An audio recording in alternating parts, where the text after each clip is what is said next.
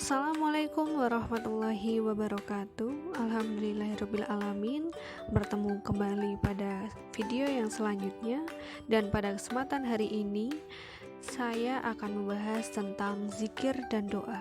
Video ini dibuat untuk memenuhi tugas ujian tengah semester mata kuliah psikologi agama.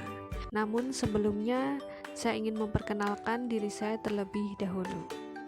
Perkenalkan, nama saya Putri Ansariku, NPM 1904010023. Saya dari kelas PAI reguler A semester 5. Baik, yang pertama yaitu mengenai tentang zikir. Secara ilmu jiwa, zikir dapat mengembalikan kesadaran seseorang yang hilang. Kemudian, aktivitas zikir ini dapat mendorong seseorang ke dalam 3 hal, yaitu yang pertama, untuk mengingat, yang kedua, untuk menyebut, dan yang ketiga yaitu untuk mereduksi kembali hal-hal yang tersembunyi di dalam hatinya. Memasuki poin yang pertama yaitu kesehatan dan zikir. Dalam poin ini ada 2 pertimbangan, yaitu yang pertama, zikir mempunyai makna yang dalam bagi pembangunan diri. Dengan kata lain, pembangunan diri menyumbang kemantapan psikologis yang besar bagi kesehatan psikologis.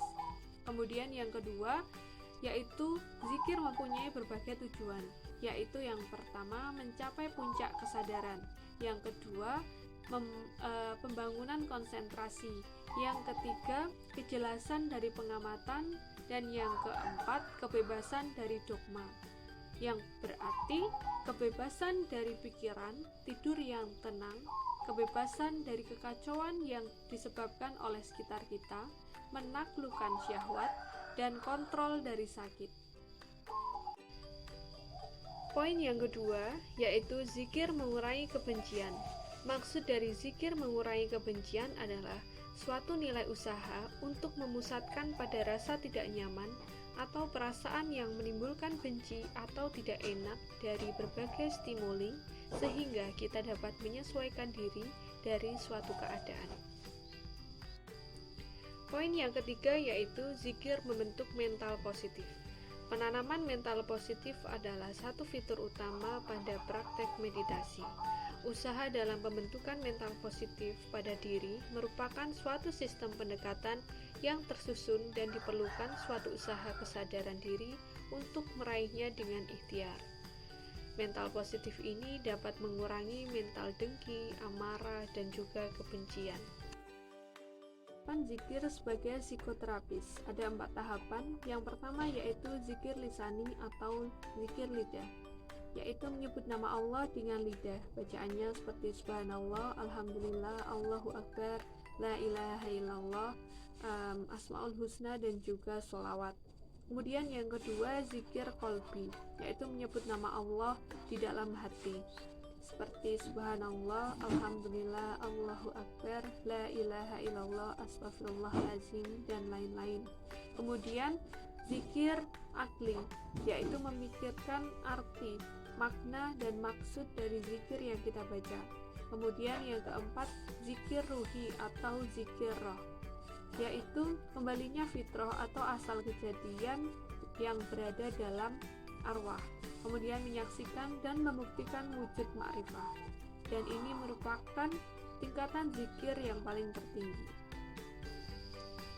Pembahasan yang kedua yaitu doa. Doa adalah adab atau kesopanan yang disebabkan karena dalam keadaan bagaimanapun kita akan selalu membutuhkan segala-galanya dari Allah SWT. Kemudian dari doa juga menimbulkan sebuah percaya diri dan sikap optimisme dalam diri.